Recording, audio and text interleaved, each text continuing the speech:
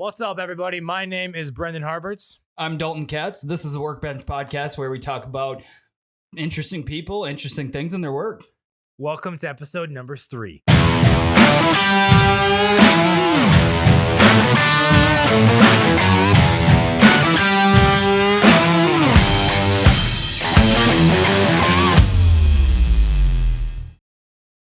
What's up, guys? Again, my name is Brendan Harberts. I'm Dalton Katz, and today we're here with our guest, Brady Daly.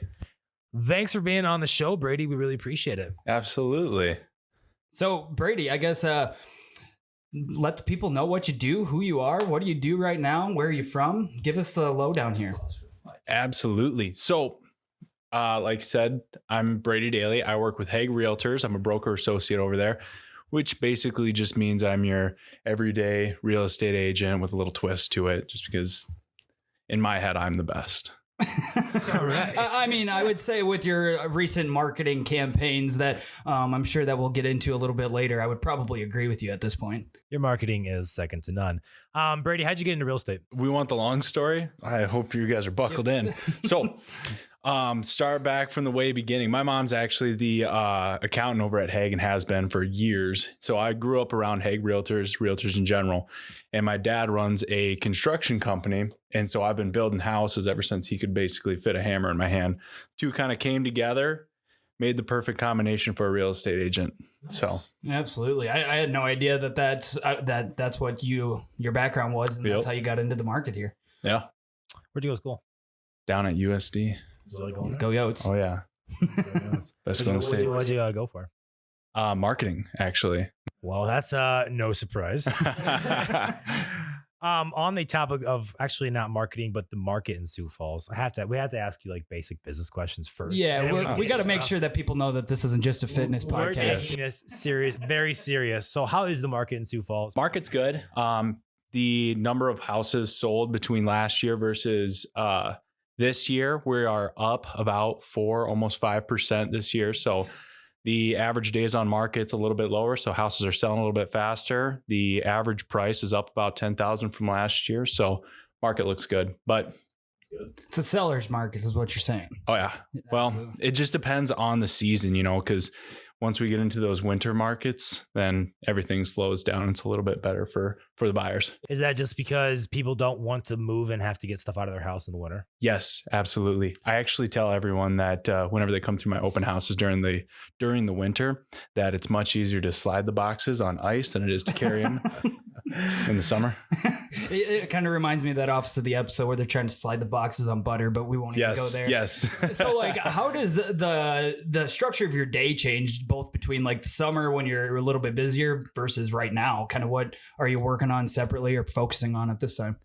Right now, I'm still kind of taking care of a couple deals that are wrapping up from the summer and from the fall. But for the most part, winter, I kind of spend my time building my business, making sure that when I get to spring, I'm going to have something to work on. They say that real estate is a 3-month job. What you do right now is actually going to benefit you about 3 months from now. Okay. So I got to make sure I have some work in the spring. So that's what I'm working on right now, prospecting. I was going to say, I guess it's similar to sales in that sense. So I guess what is like a typical cycle for you? You first meet somebody and to closing day, I guess, what would you say the average is? Yeah. So, it's usually I sit down with someone, talk to them about kind of what they're looking for. We'll find a area that they like, a style of house they like, what their needs are, bedrooms, bathrooms, garages and whatnot. And from there, I'll send them over a couple different houses, what I think matches them. We'll go look at a few. As soon as we find that right one, put in an offer, and the rest is more or less paperwork besides, inspections. So after that, you get about a month to close and you are at your new house. When you got your first ever like client looking for a home or trying to sell their home, whatever it was, how scared were you? How nervous were you? Were you like thinking like, I gotta make sure I don't mess this up? This is my first one. It's a big decision. It's like the biggest decision you'll make financially. No, I completely agree. And first clients, if you're listening to this, stop right here. I was nervous as all get up. I was so nervous. So, it took, I don't know, probably a solid month or so in order to actually get my feet under me in the job. And once I got that first client, it was a buyer. And so I went through that whole process and I kind of figured out, buyers and sellers completely different. First one was buyers. My very next one was sellers. And I had this great big old deal that I got on the market at $440 and within 7 hours sold it full price for $440,000. No, it was a pretty good turnaround. I was extremely fortunate. Do you attribute that to beginner's luck or something that you maybe did on the front end? I'd like to plead the fifth actually on that one. So is it a lot more stressful to help someone sell a house, or is buying a house and selling a house equally stressful? It's all really just dependent on the client, on the buyer or the seller. I've had some buyers who I've been working with for over a year just because, the right thing hasn't popped up and it's been, easy sailing. But I've had some sellers where we've been on market for a day and a half and they're like, what in the devil's going on? Why hasn't my house sold yet? It's like, it's not even gotten on the MLS yet. Like, yeah, exactly. So it's really dependent on more or less prepping the client. Sure, I believe that. What are some mistakes you made when you first started out that you look back now? Because when we first start out in anything, we're always like, I know what to do. I'm the best. That you're willing to share, of course. Yes. I'm willing to share. That's the juicy stuff. We'll edit it in post. So, one of my first big marketing things that I tried to go at was door knocking. And I was pretty well known for door knocking around. I still do. The Kello interview. Oh, you know it. Yeah. Out in the hot summer, but very hard right along all the other outdoor workers and their, real jobs. But I was out door knocking. I still do quite a bit of it. But my first time going around, I got about 2,000 door hangers. And I was like, I got to get rid of these. I got to get these out as fast as possible. And so my first probably day of door knocking, I hit 100 doors. I talked to, maybe 10 people. Everyone was like, not right now, but thanks for stopping by. Very next day, I'm like, you know what? I can't do this for, however many months to get rid of all of these. I got to get rid of these fast. So I figured, this big brain up here decided it's a lot faster if I just run up to the door, hang the door hanger, get to the next door, repeat. And I could put up, 300 door hangers in a single day, just a couple hours. I did that for about, however many days until I put up 2,000 door hangers. I didn't get a single call on any of it, but I do the very next day. I go and I actually talk to everyone at the door. I had 2 appointments. Like, are you kidding me? I just wasted an entire week. I walked 64 miles according to my Apple Watch. I walked 64 miles. Guess what my next door hanger was? It said on the front, I walked 64 miles to get your attention. Imagine what I do to sell your house. That's amazing. Did that one work? That time I started actually talking to people. So that one worked. Say, I mean, coming from sales myself, I definitely see that situation. And for a lot of people, I mean, maybe I could do it, but that's a nightmare for most like salespeople in that situation. That's the definition of cold calling, essentially. Oh yeah. So like when you're walking up to this door, obviously you want to get the hanger on there, but what's your like approach? Are you just looking to introduce yourself, or what are you what's going through your head at that time? Honestly, it kind of depends. I do a couple different things whenever I was door knocking, and my main one was just real quick to the point, because a lot of people, they may be at home, but they do not have the time for you, apparently. So it was just, hey, I'm Brady Daly with Hague Realtors. I don't know if you guys have thought about selling anytime in the near future, but I would love to help you out and try and go on with the conversation from there.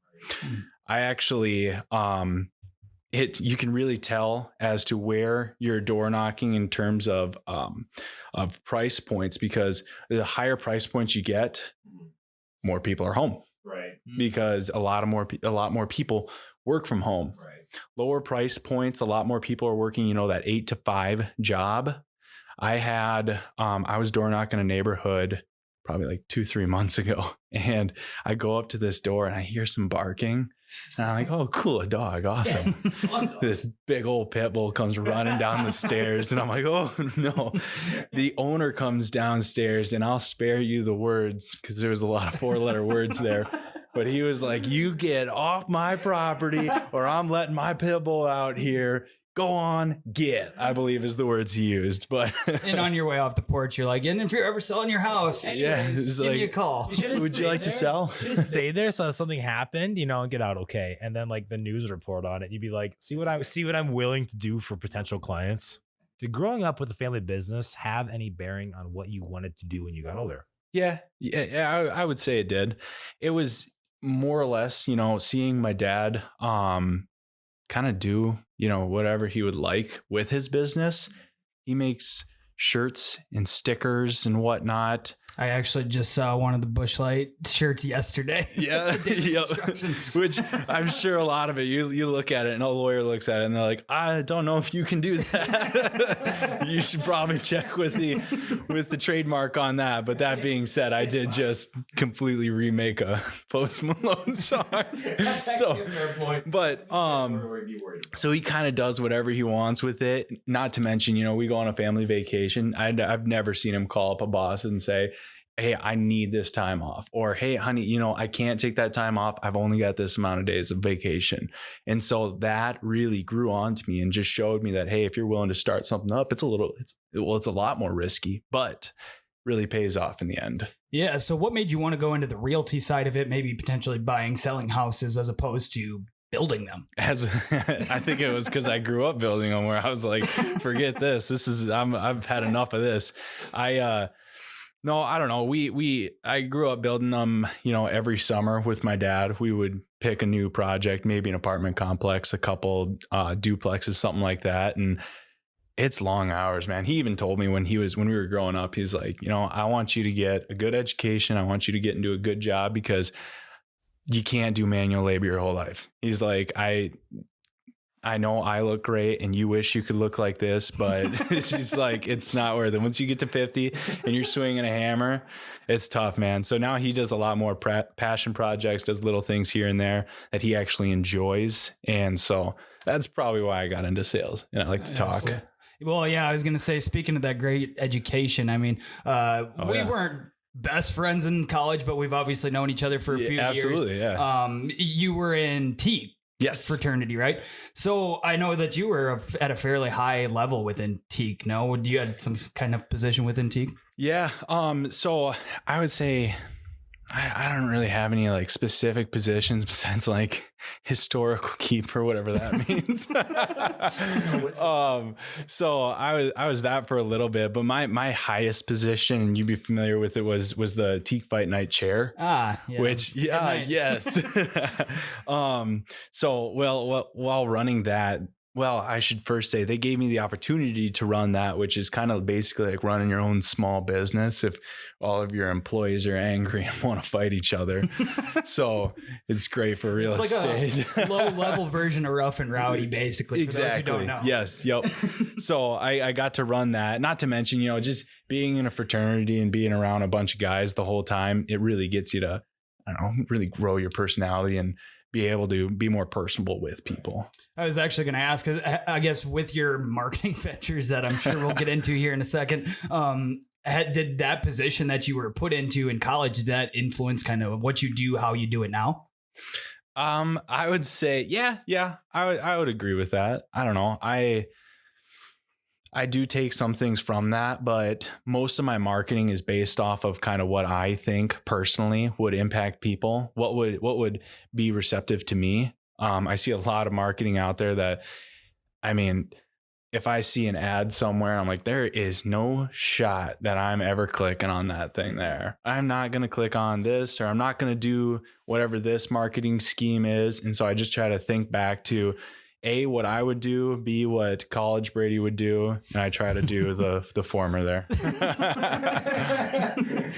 Yeah, I was going to say along that line too, we're going to definitely probably post some kind of video to what you've recently done, but would you mind sharing with our audience some of the projects that you've been working on lately and recently released, or is that classified info? You know what? Let's put the video in here for like 10 seconds so you can see what Brady just released on Facebook.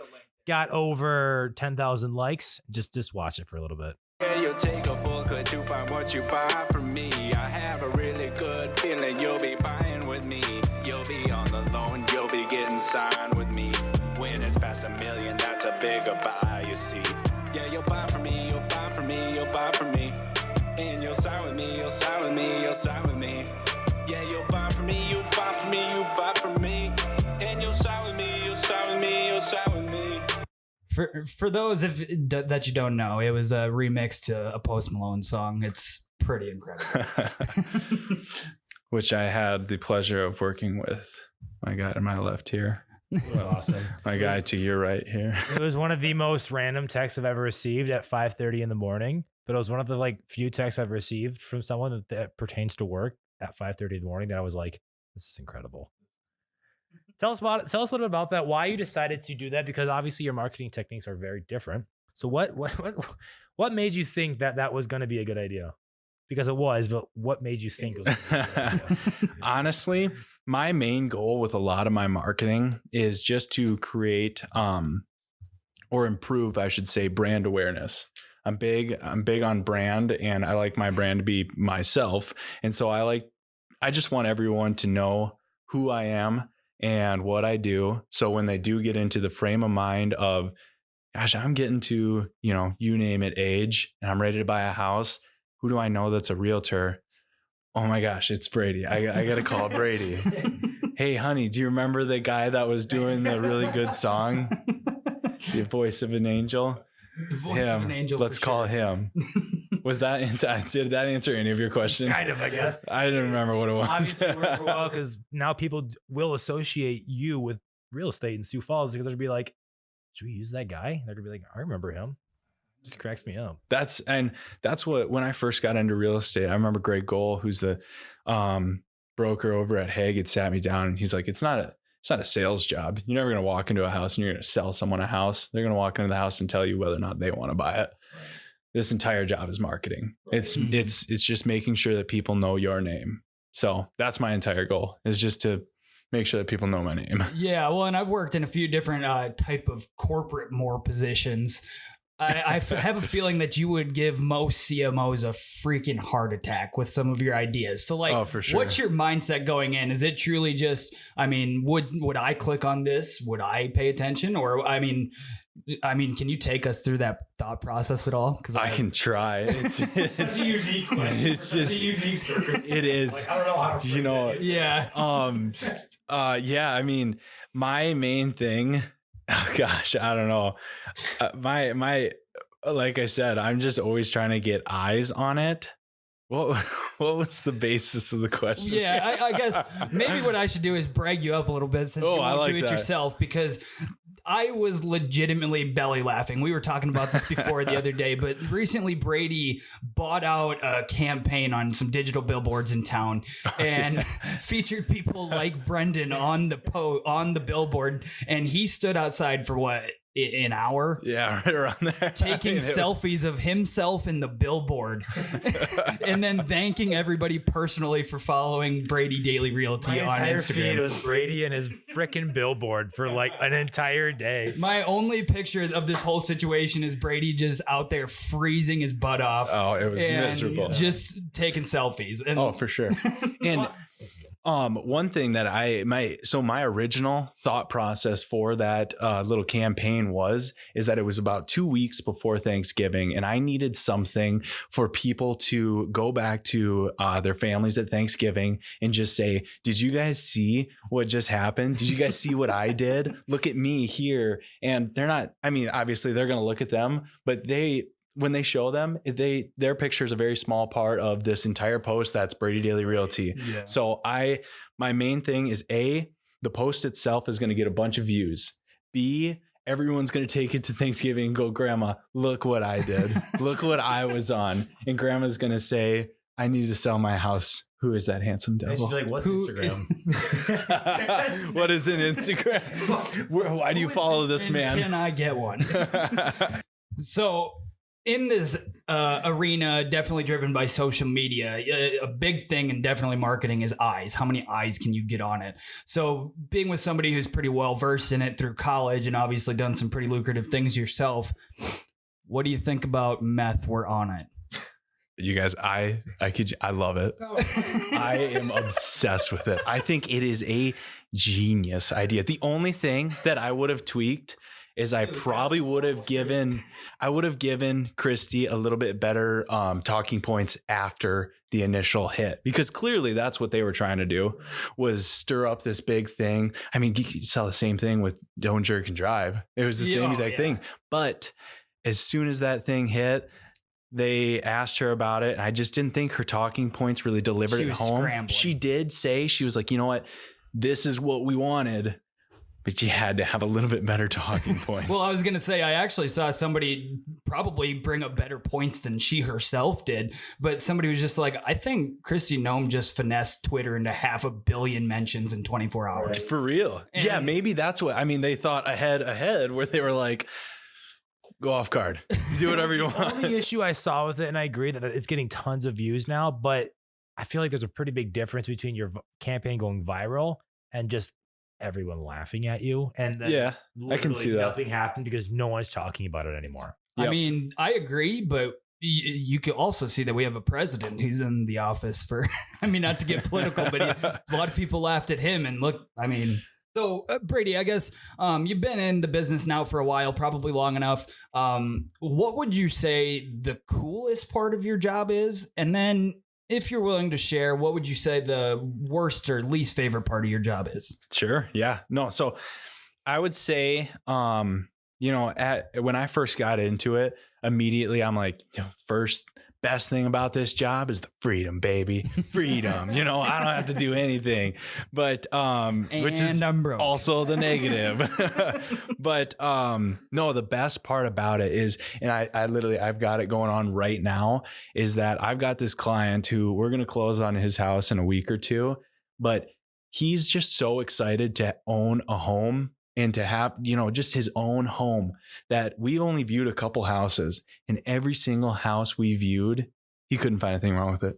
Not a single thing, which is what I'm here for, I suppose, is telling you, whoa, wait a second. Let's take a look at a couple of things here.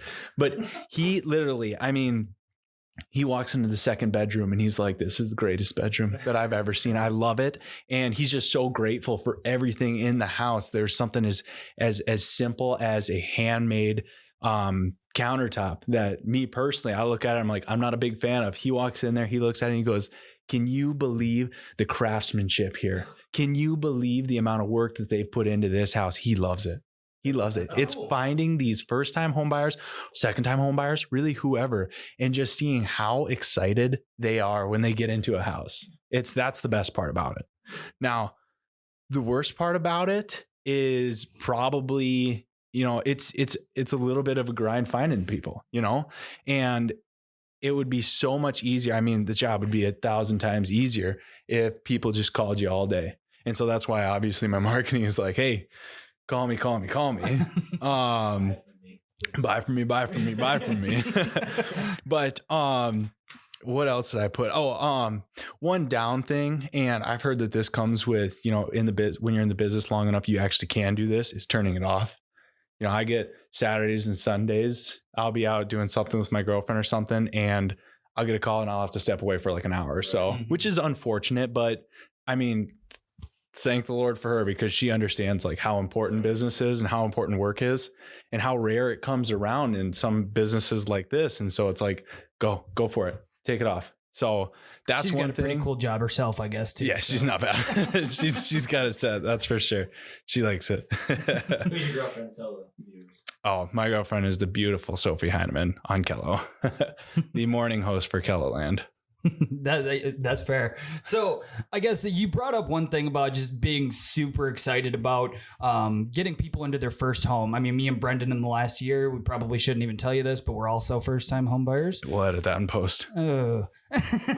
But along those lines, there's probably a lot of people here who might be in the business of buying their first house here in the next few years, some potential clients for you.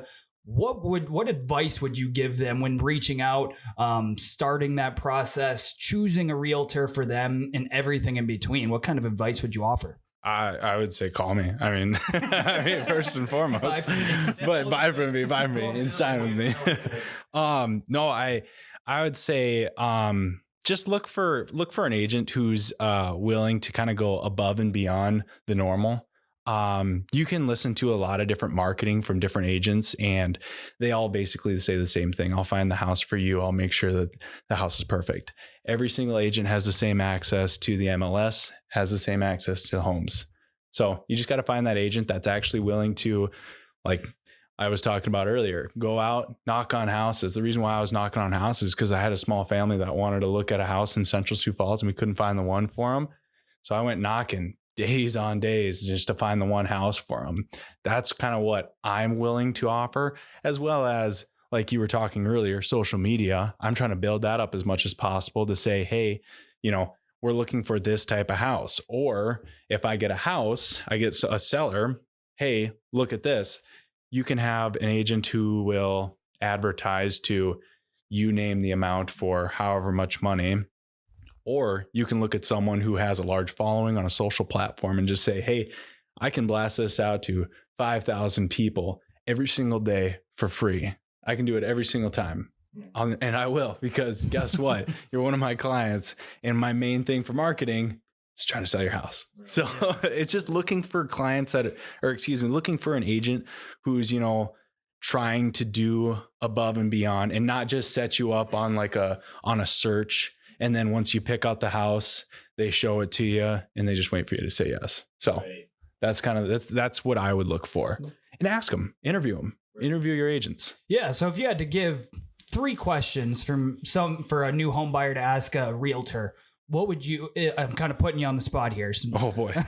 But what would you say to ask them? What top 3 questions would you say you got to ask your first realtor? Yeah, absolutely. The first one, and this kind of goes into something I wanted to bring up real quick, is it's a huge misconception. Did you guys pay your realtor? No, you don't pay your buyer's agent. So that's the first thing. Hey, do I owe you money for this? I had someone come up to me like 2 months ago who was like, hey, I want to start looking for houses. Just start looking around and then just keep your hours and let me know. I was like, for what? Keep your hours and let me know. And I was like, no, it's good, man. I'll take care of this one for you. Just you, my man. So no, ask them, am I paying you? Because usually they'll say no on that one. I didn't know that. Yeah. Until like halfway through the house search, I asked my dad, like, when do I pay this guy? Like, how does this happen? You don't pay him. No. Yeah. What? What? This is for free. How does he make money then? Yeah, exactly. Which, so in the next thing I would say is ask who the lender is, ask, who's going to do the financing. And once you get there, ask about seller paid closing costs. Ask about that. That can save you some money when you come to the table to sign. That's always a great thing to talk about. I won't dive in on that because that's into the weeds and you won't want to hear all that. Right. Gosh, that's why they pay you the big bucks. That's why they pay me the big bucks. Not for my buyers. So on though. That topic of first, what'd you say? Not for my buyers though. They don't pay me any of the bucks. Fair enough.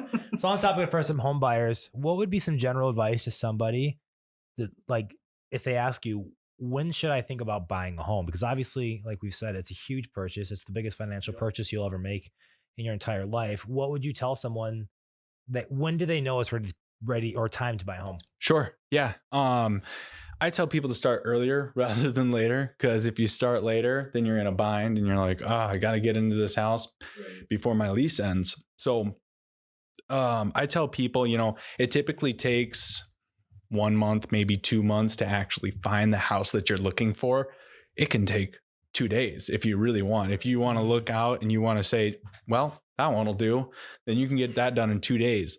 Now, closing on a house can typically take, if it depends on your loan, if you're going to pay cash for the house. If you pay cash for a house, you can get it closed pretty quickly. I don't want to say a time period, but 1, 2, maybe 3 weeks to close on a house. Now, your usual financed one, you're looking at closer probably 30 to 45 days. So in total, I tell people, start asking about it, start looking around 4 months out ahead. Okay. Yep. And I know I had some of these in my head before we were purchasing a house as well, but do you have, I guess, what would you say might be some misconceptions about renting versus owning? Well, I'm obviously a little more, I've been drinking the Kool-Aid. I think you should buy from me. But I don't know. I talk to my lender about this every now and then, and we literally did a video probably like a month ago that we were like, hey, quit stuffing your landlord's pockets and whatnot. So my main thing is just, hey, are you wanting to build up some equity? There's always positives in renting. I'm not someone who's going to come up here and spout off stuff that I don't believe in. If you're looking to move pretty quickly, if you're only going to be here for 2 months, probably don't buy a house. You're going to lose a little bit of money. So if you're someone who's going to be in and out, you don't know what your next month is going to look like. If you're going to be here or Hong Kong, I would probably wait a little bit until you get a little bit solidarity. If you're going to be here for about 2 years, maybe start looking for a house. You might build up enough equity to actually make it worth it. One thing I always wondered and never knew the answer to until I actually got to the home buying process is down payments. I think people have a misconception of either they don't have to be saving for one, or they have to have like 50 grand saved. Yeah, right. How does that process work, and how do you determine down payment? I mean, that's all on the finance side. I wish I could give you good answers to it, but most of the time when I'm working with first-time home buyers, most of the time they don't actually come with a down payment. Oh, really? They come to the signing table with $0. So that's a lot of the times what I've run into. Now that's not to say that I haven't seen plenty of people come to the signing table, put down a decent down payment, and be able to buy a nicer house. Right. So, it's really whatever you can afford. Right. It's just sitting down with a lender and seeing what the best option for you is. Absolutely. And do you have lenders that you work with in town that you work pretty tightly with, or is that up to the home buyer to go out and find that, or what's the process there? I do work with some lenders here in town. I've got a couple different lenders to kind of just make sure that I've got all my bases covered. I was just having lunch with one of my lenders today, and he's a guy my age. And so that's a really great way for first-time home buyers to just hang out and be very comfortable. Now, that's not to say that one of my more experienced lenders isn't going to perfectly take care of those first-time home buyers, because they will. They're very comfortable with it. They've been doing it for a while.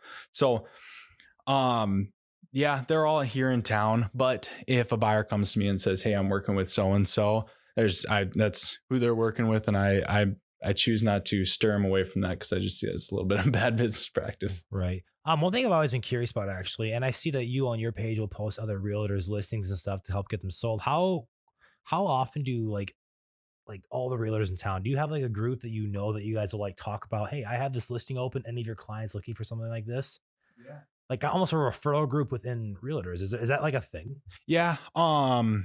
Without just saying like, oh, the MLS is one big one, but we do. I know that brokerages themselves have, individual pages. I know that Hague has some pages that like, hey, I've got some buyers that are looking for this, this, and this. Do you guys know of anything that's not on the market right now? I know that like Keller Williams has one. Some of the smaller brokerages, you don't necessarily need one, just because you can, talk to them in the coffee room, but right. I rarely see all 200 agents in the coffee room at once. So, but yeah, no, there's definitely a little bit of talk behind the scenes just to make sure that you can find the right houses and find the right buyers. Nice. Absolutely. Well, yeah. And I think, not to backtrack too much here, but I heard you bring something up with one of the lenders that you had lunch with today. You guys are fairly similar age. I assume that you guys are on the younger end of the scale for realtors, or no? Yeah, I would say so. I'm obviously there's younger realtors than me, but I'm definitely on the younger side of it. We just had a couple people come over to our office from a different brokerage that their son's a new realtor as well. So it's nice to see someone else who's basically the same exact age as me. I know that my lender that I'm working with, he had just mentioned today, he's like, I'm like one of like 3 guys right now that's like around my age. Yeah. So I was going to say, do you see any advantages and or disadvantages to that? I wouldn't say so. It really it's more depends on the person. I wouldn't say that someone with younger taste has, more specifics to one thing versus the other, because it's really just, a personal preference. Right. You're not deciding on the house. You're just taking them to the house. Yeah. I pretty much, I just point people in directions and he just shows you the numbers. So The numbers don't age too much. Have you had anyone reach out to you that's in that older demographic after they see your marketing and be like, what are you doing? This is so stupid. Not necessarily. I have had, yeah, right. No one has made fun of me yet. So that's always a positive. If you're watching this and you know Brady, time to make fun of him. Yeah, time to just really lay it on.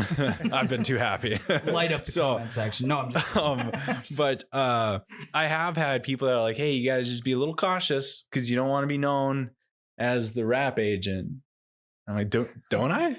Yeah, don't I? Like, excuse me, but very comfortably we'll pull up to a property, windows rolled up, and you can hear the soft, subtle bass of a rap song playing. Speaking of, I think you're just like a few, we talked about this today, but you're just a few face tattoos short of being a real rapper. Yeah, no kidding. I mean, it's taking everything in me to not get my face tattooed with my phone number. If this gets 100 likes, Brady will get his phone number tattooed on his head. Who's the Brady? Is that me? No. Is there a different Brady you know of? Because I'm not doing that. Question I have as well. Actually, on the topic of, you were joking about saying, we're known as the rap realtor or whatever. Do you ever worry that this marketing technique, which realistically is buying into meme culture, which is just taking the world by storm ever since like really 2013, 14, 15, and all of a sudden it's become something where mainstream businesses and everyone's buying into the fact that no one really takes themselves that seriously on social media? Do you ever worry about that actually hindering business from the standpoint of someone thinking, I would never buy a house from this guy? Like, I would never take this guy seriously. He's just a goof.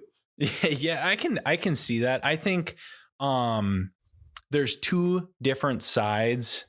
This sounds like the plot line to Split. There's two different sides of me where you've got my marketing, which is just a lot of, like you said, kind of meme type stuff. And then you've got my actual business where if I'm showing houses, I usually don't crack too many jokes. Unless something comes to me and it's really good, then I will. But that part is and that's on me a lot of the times, because I do tend to try to draw in some extra, like some first time home buyers. And I know for a fact that at least how my mind works, and a lot of people our age, their brains works where they see that and they're like, oh, that's funny. I'm going to remember that. So that's my main reason for trying to target that kind of thing. But I do see how some people could say, does this guy really take himself too seriously? I'm hoping that my business practice talks or makes up for that, but I have yet to see it. So, I have yet to see anyone say that I don't want to work with this guy because he makes too many memes. All right. So moving on, Brady, what is actually the biggest driving force of business to you? Is it what you do on social media? Is it the door knocking? Is it your, referral? What is it? I would probably say it's mostly referral basis. And that's probably a testament to living in the Midwest where everyone's friends with each other. But I do see in the future, I hope that the referral basis continues to grow, and I intend to work on that and have it continue to grow. But I do hope that my online presence, the social media part, actually kind of overtakes that.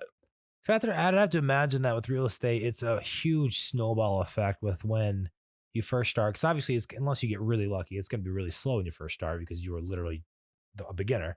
But once you get those 1, 2, 3 people under your belt, I mean, people refer people, especially when they're going through the same situation, like first-time home buyers to their friends that are all probably first-time home buyers. I had a great experience with Brady. I would have to imagine that, referrals and, just keeping in contact with your past clients is huge, right?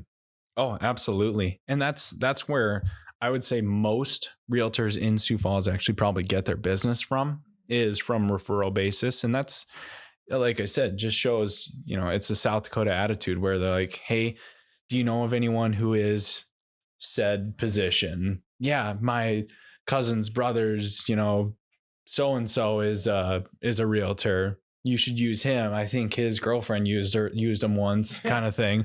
So that's really how it goes. So I think it's really important, like you said, to grow upon that referral basis.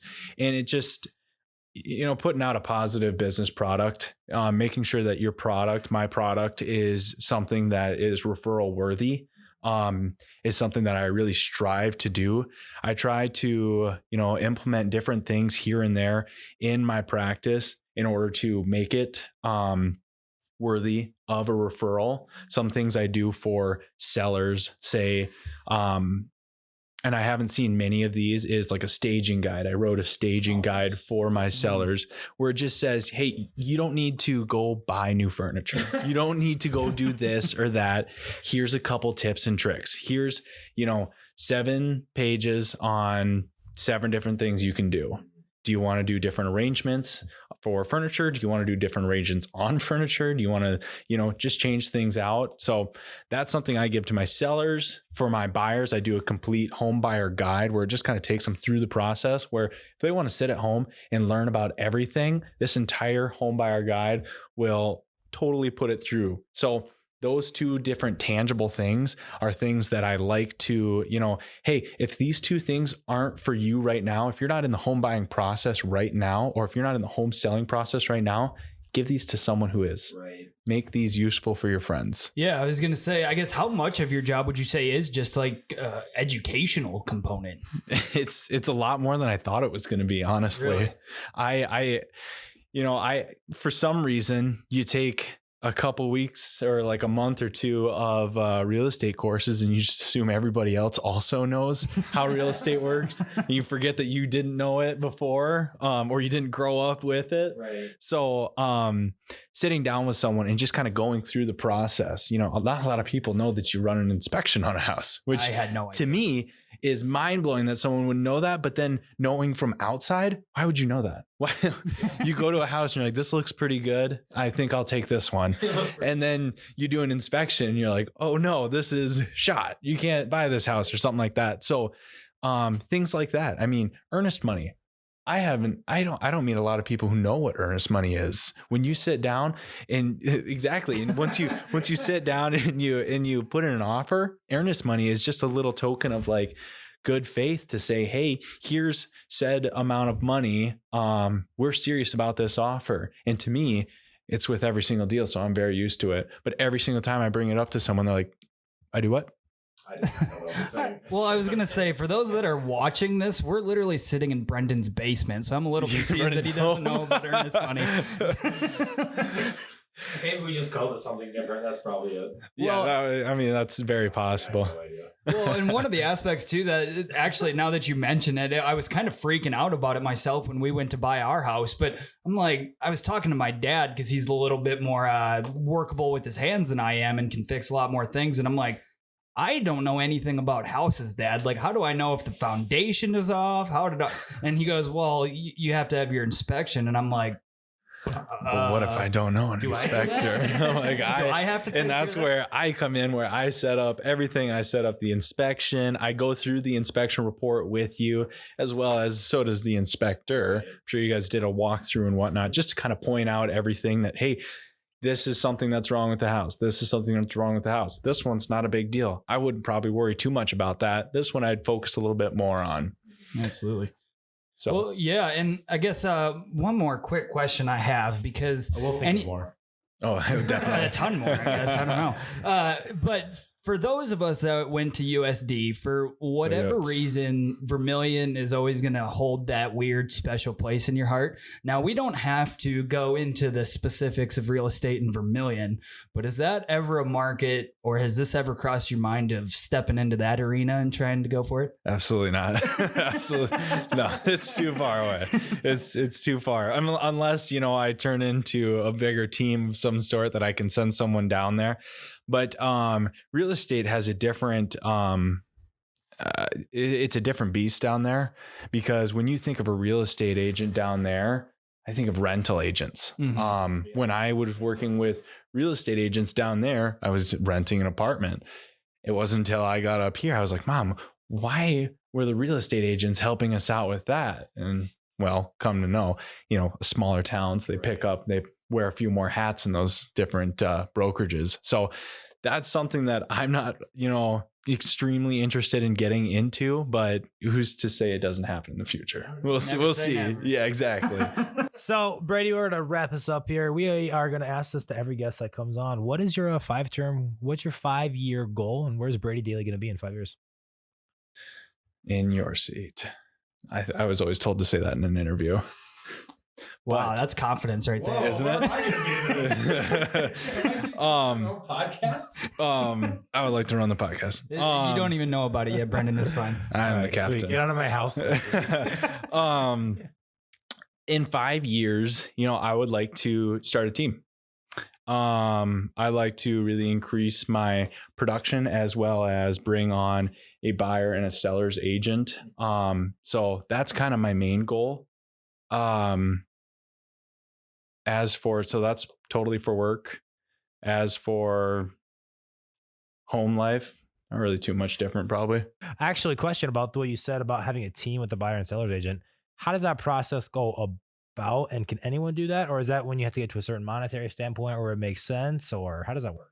Yeah, I mean, it's not like a certain set amount. And I mean, you can probably, if you'd like, you can get into real estate right now and just say, all right, you and you and you are my 3 buyers agents. But it's like, now you're kind of, you have to help these people. I mean, if they didn't want to join your team, then they didn't have to, but they could join your team and then you just not feed them anything or not really help them out anything because you're still trying to set up your business. But it's when my lead generation and my prospecting becomes too much for me, whereas I can't fully fulfill all of my leads. Mhm. That's when I would like to get a buyer's agent or Makes a sense. seller's agent. Just take some of the smaller work off your own hands. And Exactly. Deal with Yep. probably bigger houses, right? Yeah, if I could just be a solely executive listing agent, I'd be pretty happy with That would that. suck. Yeah, no, that wouldn't be too bad. Awesome. Well, Dalton, do you have any other questions? I guess I just got one more. I love it. Just one This more. is never I'm gonna just stop. full of them over here. Oh, boy. But I guess because one of the main things that when me and Brendan started the podcast was that we were always very frustrated growing up that there wasn't a whole lot out there on showing us what different opportunities are out there. So maybe it's kind of a 2-part question. But one, what would you say are some big factors before considering getting into real estate for somebody looking for a new job? Yep. And who would you maybe recommend shouldn't go into the business? So the first one, what should you prepare if you're thinking about getting into real estate? I get this question more. I get reached out to more with this question than I do. I would like to buy a house. I kid you not, probably once a week, I have someone message me on Instagram, on Twitter, on Facebook, something like that. And they just say, hey, I've been really thinking about getting into real estate. Can we sit down real quick? I'd just like to ask you a couple questions. Just 5 minutes. Exactly. Deadly Just words. 5 minutes. It's definitely never an hour at a coffee shop, but I'm always happy to do it. But one thing that I always tell them is that you most likely will not get a paycheck for a little while. So you have to be ready for, you got to turn into a cockroach pretty much. Don't spend your money. And if you are going to spend your money, spend it on marketing, preferably not dumb marketing things. Leave that to me. Stay in your lane. Stay in your lane. But you have to be ready to not get a paycheck for a while. And a lot of people think that they're ready for that. They say, I've got my savings built up and I'm ready to roll. Well, also, if you think about it, starting up a business is expensive. So you have to have a lot of savings built up. Now, that's not to discourage someone who doesn't want to or doesn't have the funds to start it up. Just make sure that you plan it out well. It's going to take some money to actually get your license. It's going to take some money to start your marketing. Not too much. Order business cards, maybe order a couple flyers here and there, start handing it out. But really, you need a couple months of living, and then just kind of grind it out. I wish that I would have spent a lot more time on prospecting when I first got into it, because when I first started, I thought I was prospecting, but really I was spending about 90% of my time on design software, creating very overdone advertisements that I would post to an Instagram page with 10 followers. So, yep. So just be willing to grind away the prospecting, be able to live without a paycheck for a little while. Now, that's not to say that you'll have to wait 6 months, but it's very possible that people, it takes 5 months to actually find that client and 1 month to close. Very possible to go 6 months without it. But you could very first day find someone, close on it, and you're good to go. That's the beauty first. and also the scariness of it. Exactly. Absolutely. And I think that's a good point to bring up really with any job based on commission. I mean, my job's based on commission. You need to know exactly what that looks like, how you're going to budget from month to month, because it can be an intimidating thing for your paycheck to be based on performance. Absolutely. And that's not a thing that's built for it. That not everybody's built for that. And that's just something that you got to be self-aware about for sure. Yeah. And that kind of brings it to part 2 there. Just real quick, someone who may not be the best fit for it, someone who's not great at budgeting. I mean, that's pretty much it right there. I'm not great at budgeting. I can't, stick it out and actually grind out the hours to create business. So that's what I would say. There's really no specific answer as to who can't do real estate. Anybody can. Just make sure you plan out well. Absolutely. Well said. See, anybody can do it. Well, yeah, Brady. And again, it's been great having you on here so far today. I'm sure it's not going to be the last, especially if you keep on pumping out these marketing posts. We're going to have to bring you back to talk about those. But before we let everybody go here today, tell them where they can find you. Tell them how they can reach out to you. Tell them everything that they need to know about Brady Daly Realty. Absolutely. So Twitter, Facebook, and Instagram are all at Brady Daly Realty. And that's DALY, not DAILY, like a lot of people might think. So Brady Daly Realty.